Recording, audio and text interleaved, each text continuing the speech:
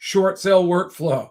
Now, I was looking up, I was going to present on 580D, and I wanted to pull the statute up, and this came up, and I was like, wow, I wonder if it's current. It's not, but is it useful? Yes.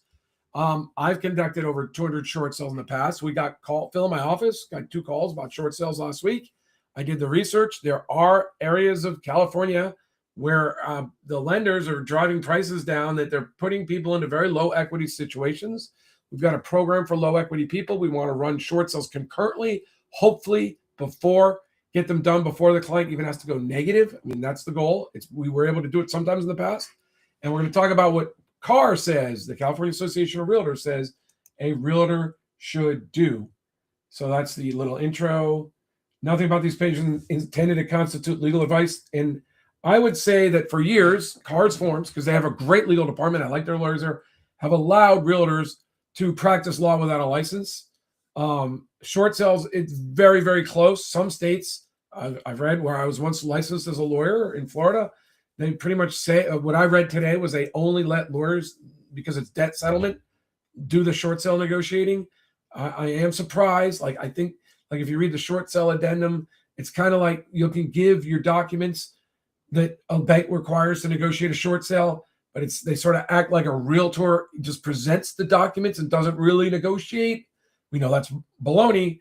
But if your realtor messes up, I don't think that they'd have a great defense, because this is affecting your rights. It's not just about the price of the house.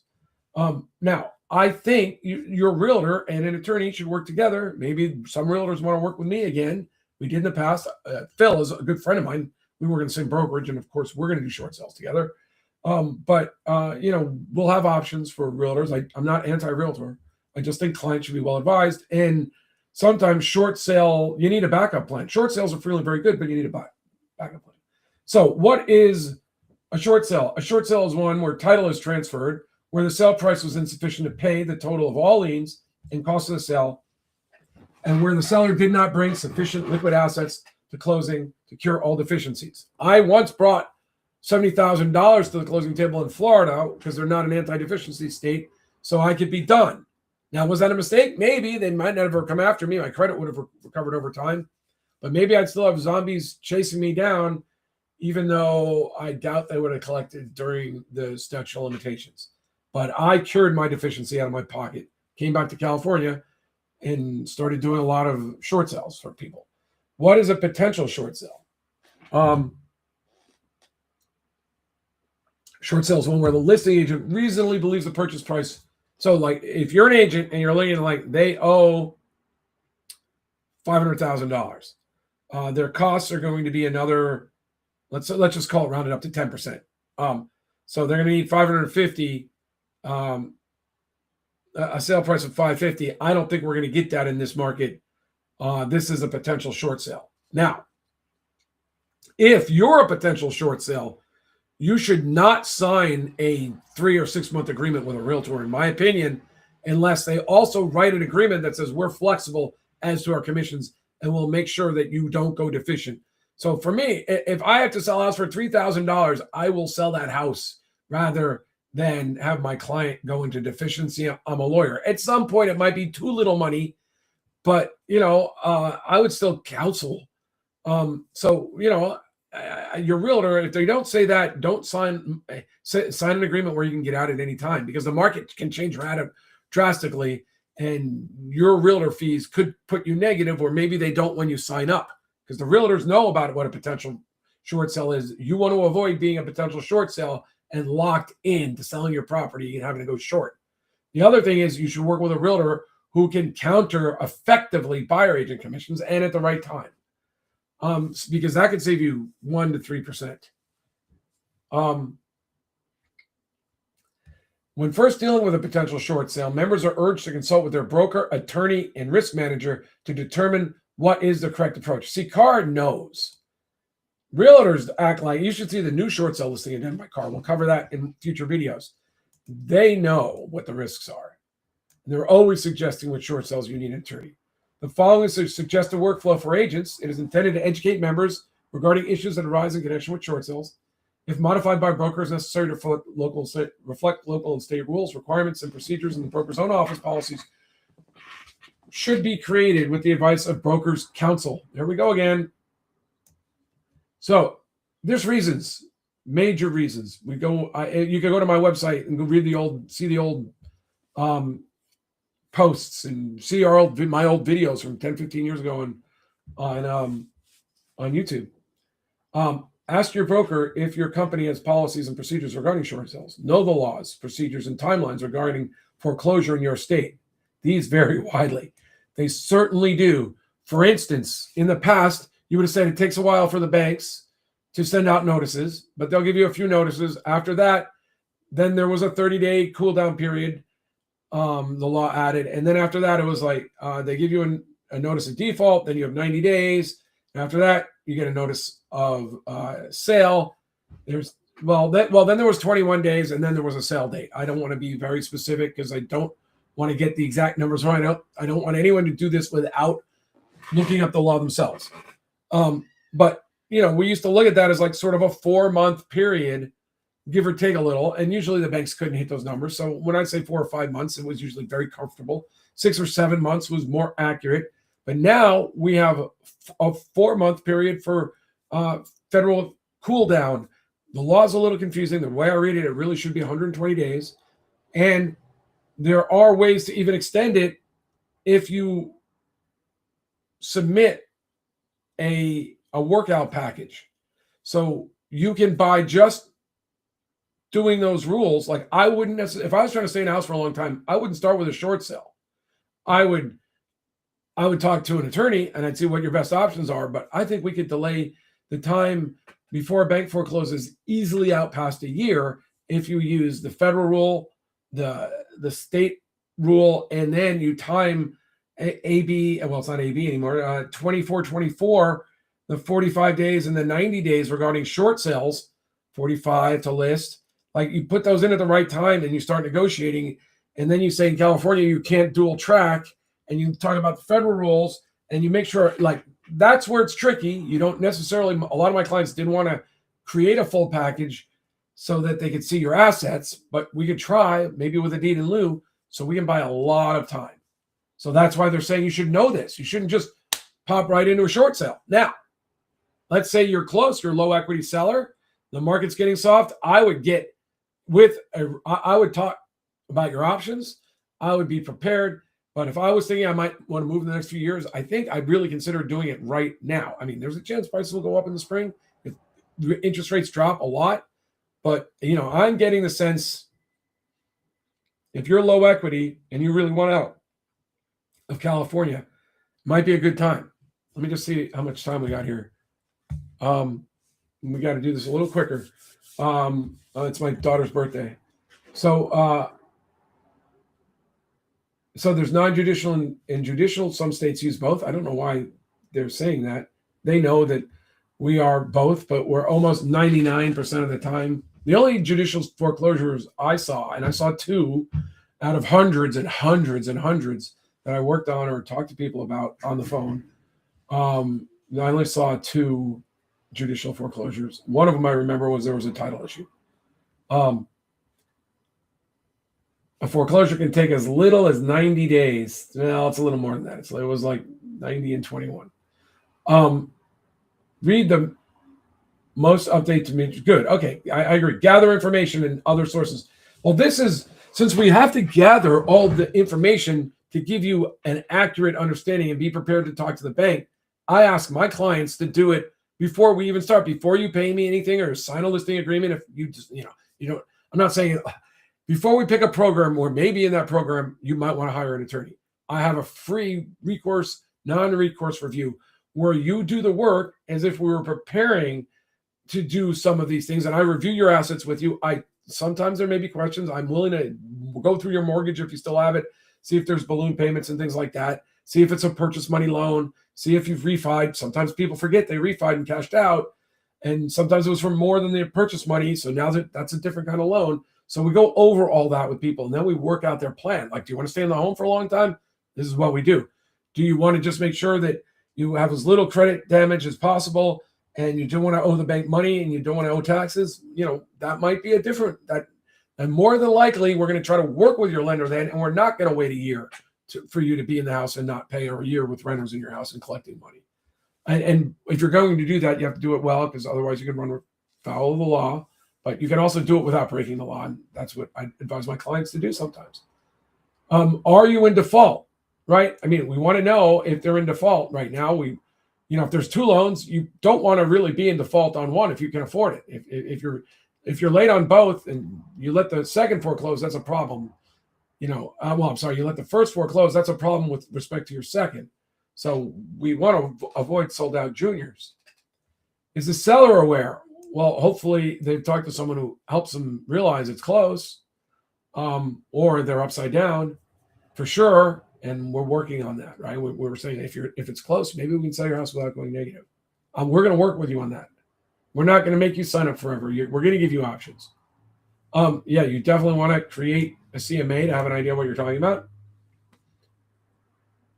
And finally, I don't see how realtors, they should find this out, but they're not allowed to talk to you. They're not lawyers. They're not legal. They can't advise. Do they? Yeah. Do they practice law without a license? Yes. Do they get it totally wrong at times? Yes. I had a competitor. I went on his website and I showed all the reasons why he was totally wrong about the law and lawyers. And I was like, well, of course you don't. Of course he wouldn't. Of course he wouldn't want you to get a lawyer. What he's telling you is totally wrong. So you got to watch out for those things. Now here's where we explain recourse and non-recourse. Non-recourse means it's like a 580B loan. It means no matter what happens, the bank can't go after you. If they foreclose, they can't come after you for the money. If you do a short sale, they can't come after you for the money, even though sometimes they try. If you had a lawyer, you could vindicate your rights. Would you want a lawyer to be around and say, yeah, you do a short sale with me, and people start trying to collect afterwards? Will I send a letter out or two to make them go away and show they're collecting bad faith? Yes, I will. Does it happen? All the time. Do we have zombie loans? We have an epidemic. Some of them arose from improperly done short sales. Yes. In a recourse loan, and do you want to sign an agreement that violates the law? Because sometimes they make you do it. Do you still want to do a short sale? You might want a lawyer on your team to talk to you about the risks. In a recourse loan, the borrower retains personal liability for any deficiency after foreclosure. The lender has recourse to the personal assets of the borrower. So this would most happen in a non-judicial foreclosure by the first thing you still had a second. This is where they probably talk about it. In non-recourse loan, the lender is limited to the security. Each state has its own rules. I don't know why it's telling. I guess they're figuring everyone's going to. Oh, this is NAR. Sorry, it's not CAR. But I am a California short sale attorney and realtor, so my title for this isn't wrong. Assume you have concluded the seller owes more than the property is now worth. It's important to point out that you advise the seller in writing to obtain separate legal, credit, and tax advice. This is the National Association of Realtors telling you like it is. If you're a realtor, you really should have an attorney on your team. The decision the seller will be making, have legal, financial, tax, and credit implications. Just to let you know, I'm going to wind this up soon, and I will put a link to this. So sellers should all be aware that there's programs to help them keep the property. There are, you can sell the property and bring cash to the escrow to bring a short sale, or reduce your costs to minimize that risk. As I said, I did do that once. I had 4 properties in Florida. The very last one, I had to bring cash because I didn't want them to come after me. And it was a horrendous feeling while I was losing all the money. I empathize with you. I got ulcers. I got plantar fasciitis. And I saw all my money that I had made on my home in California disappear when we went back to Florida. At one point, we had about $1 million equity, and we left Florida with a little over 6-figure, a little over 100, if I recall. Some of it was equity, but 400 or 500 was from our investments in our home that we had sold in California. Lenders advise NAR that they must speak with the borrower directly about all the options before it will consider approving a short sale.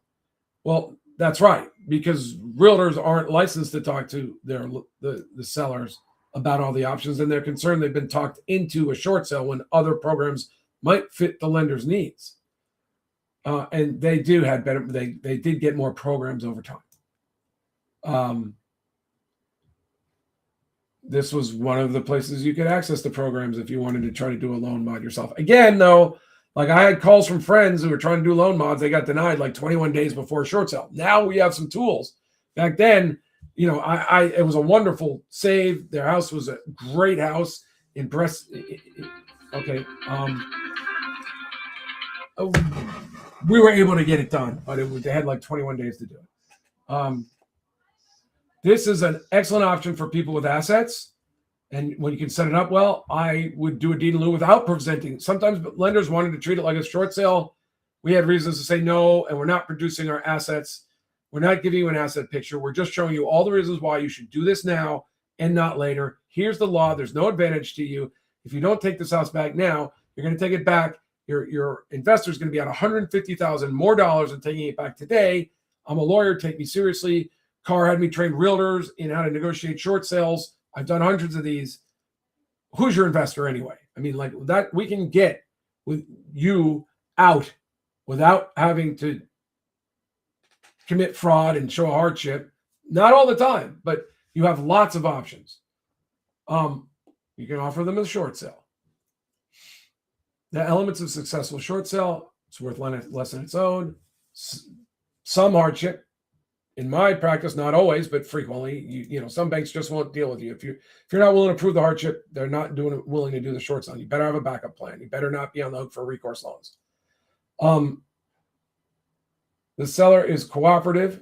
The lender is contacted and expressed willingness to entertain a short sale. The property is listed. The lender is presented with an offer. The lender approves. I would only say that it's so important with the timing and the leverage that you should consider your optimal workout plan before you sign a listing agreement. And that listing agreement should be extremely flexible. Like you could get out at any time until some event happens. Mortgage Debt Forgiveness Act kept getting extended. It just expired December 31st, 30 days on September. 31st, 2025. So this made realtors' jobs around the country a lot easier. And it's now a lot harder in many circumstances for many realtors, although California does have workarounds. Another option is to let it go to foreclosure. And many clients opted to do that for many reasons, frequently people with assets to protect. Taking and servicing the short sale. We're going to have to control. Like I said, I think I got to go. So some hardship makes them impossible. Important note, troubled loans today are subprime loans. Willingness, we already covered this. Seller protections. The listing agreement should state, so we have a short sale listing in Denham in California. It tells you all about tax risk, credit risk, legal ramifications. Get a lawyer. It says multiple times. Don't start a short sale with an unreasonably high price. I found, work with the buyer and their prices. Don't try to counter, because buyers would just walk. Like, you want to find buyers that are going to stick around for the whole time. Commissions are a problem. I could see buyer agent commissions being a problem in the future. Lender approval for the listings. Sometimes you have to work with them. That didn't come up much. I did over 200 short sales. Marketing. Now, marketing is going to be tricky now because you can't advertise buyer agent commissions the way we used to. The lender's not your client, right? You're not doing this for the lender.